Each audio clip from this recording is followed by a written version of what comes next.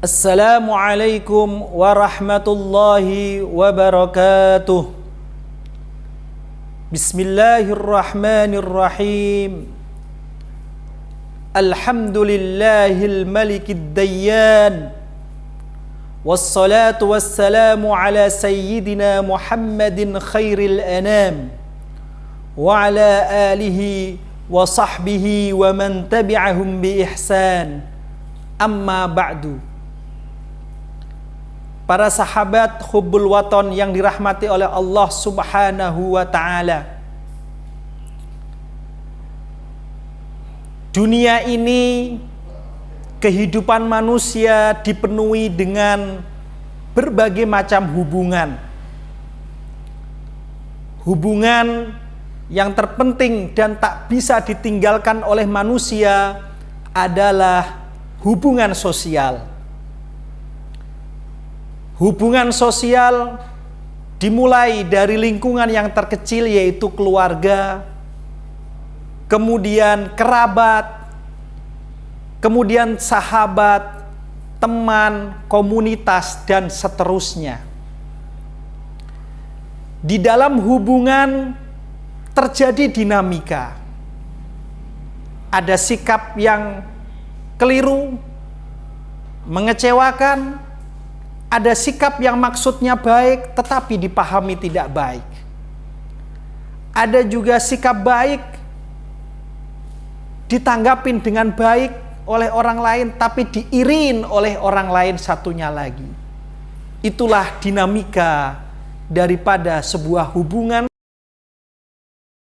kehidupan sosial. Kemudian di antara fenomena kehidupan sosial tersebut adalah sikap menghindar, atau bahasa sekarang disebut sikap menghilang dari komunitas, dari pergaulan tersebut, atau populer dengan sebutan ghosting, yaitu menghilang dari sebuah hubungan, dari sebuah pergaulan yang terjadi dan kemudian populer dengan istilah ghosting. Ghosting dari akar kata ghost, hantu. Hantu tidak nampak, tiba-tiba hilang. Tapi kadang-kadang nongol, kadang-kadang muncul, entah karena tujuan tertentu, tapi kadang-kadang hilang dalam pergaulan. Kemudian fenomena ini disebut ghosting. Ghosting di dalam hubungan pergaulan ini, di dalam tradisi sosial ini, perlu dipilah-pilah, perlu dipahami secara detailnya. Yakni misalnya ghosting di dalam hubungan keluarga, kekerabatan. Dalam hubungan ini ada seorang itu tiba-tiba menghilang, lepas tanggung jawab, gak ada kabar, gak ada apa, dia menghilang. Padahal orang tersebut terkena tuntutan, kewajiban. Misalnya kewajiban nafkah. Misalnya kewajiban menunaikan hutang piutang. Kewajiban sebagai penanggung jawab keluarga. Lalu ia menghilang. Tanpa diketahui oleh orang lain, oleh kerabatnya. Kenapa ia tiba-tiba menghilang? Kenapa tiba-tiba ia menjauh? Apalagi ia punya beban tanggung jawab yang signifikan di dalam hubungan kekerabatan atau keluarga tersebut. Maka ghosting semacam ini dapat disebut dengan qati'ur rahmi, yaitu memutus tali silaturahmi, memutus tali kekerabatan.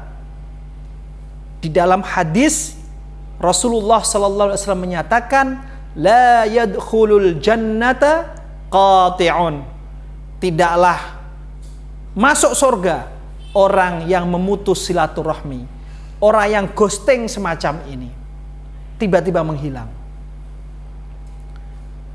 Ghosting semacam ini tidak bisa secara langsung dimaknai menghilang dari grup WA keluarga, enggak.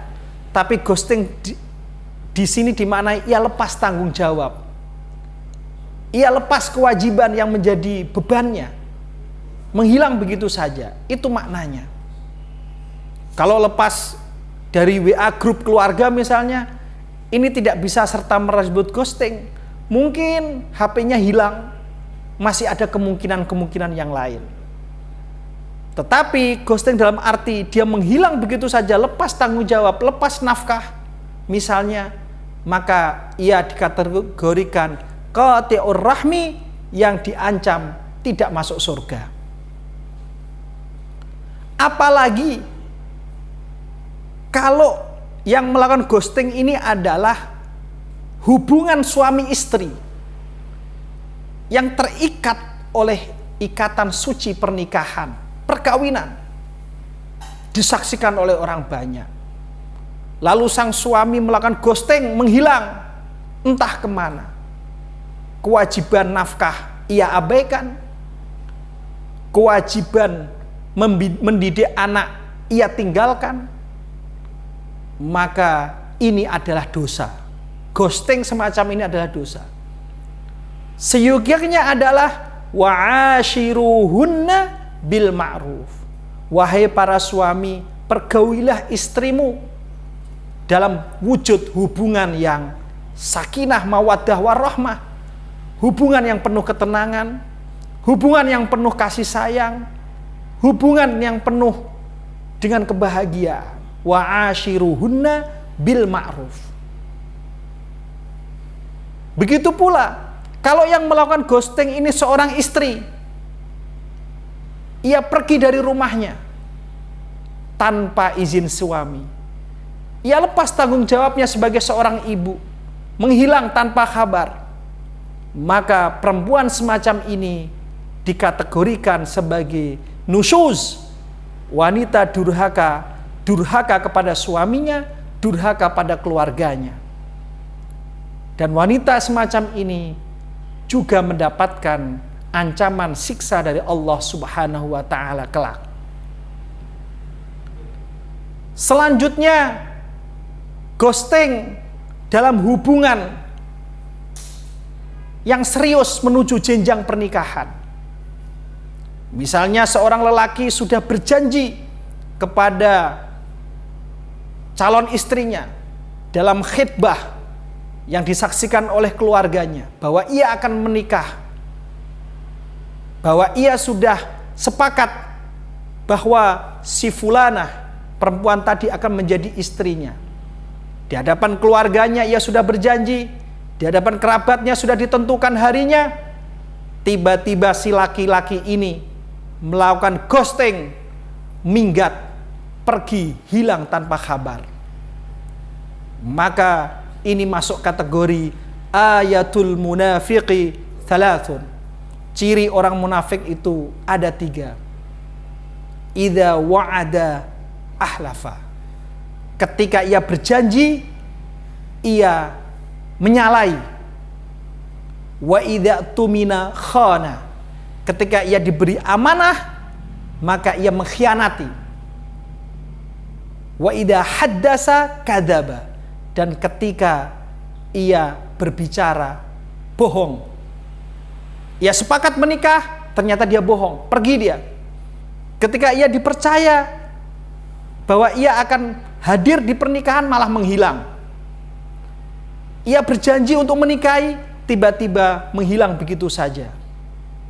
Maka inilah ghosting yang menyakiti banyak orang, ghosting yang mengakibatkan kezaliman bagi banyak orang.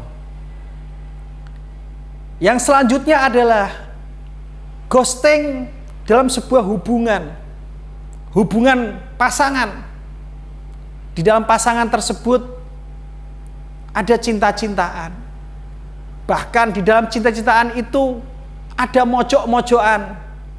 Bahkan ada nuansa hal-hal yang mendekati perzinahan. Lalu Allah Subhanahu wa taala turunkan hidayah pada sang lelaki atau sang perempuan misalnya, bahwa hal ini tidak diperbolehkan. Lalu ia sadar dan menjauhi hal ini. Maka ia mengikuti firman Allah, wala taqrabuz zina innahu kana fahishatan wa sa'a sabila. Jangan mendekati perzinahan, karena perzinahan itu ada perbuatan yang buruk dan jalan yang sangat jahat. Itu perzinahan. Lalu ia pergi, tidak mau meneruskan hubungan semacam ini. Ia pergi. Lalu ia menghilang dengan alasan untuk menjauhi perzinahan. Maka ghosting semacam ini dibenarkan secara syariat. Namun seyogyanya sebagai lelaki sebaiknya berbicara dengan pasangannya. Wahai kekasihku, hubungan semacam ini tidaklah benar. Hubungan semacam ini tidak sesuai dengan norma dan kebenaran agama. Oleh karena itu, kita sudahi saja. Lalu ia pergi pamitan secara baik. Itu mungkin akan lebih gentle, lebih menunjukkan kesejatian lelakinya. Meskipun ia benar bahwa ia melakukan ghosting karena menjauhi perzinahan, ia benar. Tetapi seyogyanya secara gentle ia menemui untuk pamitan bahwa hal ini tidak benar dan hubungan ini cukup sekian. Lebih bagus lagi daripada hubungan semacam ini yang gak jelas, maka ayo kita ketemu orang tua yang kemudian kita ke KUA, itu lebih benar lagi. Oleh karena itu, ghosting atau menghilang dari pergaulan perlu didetailkan untuk mengetahui amalan mana yang benar, perbuatan ghosting mana yang benar, dan perbuatan ghosting mana yang tercela. Oleh karena itu, ghosting atau menghilang dari pergaulan, menghilang dari peredaran komunikasi, seyogyanya didetailkan dalam hal apa, dalam persoalan apa, sehingga bisa diberi penilaian akan kebaikan dan keburukan.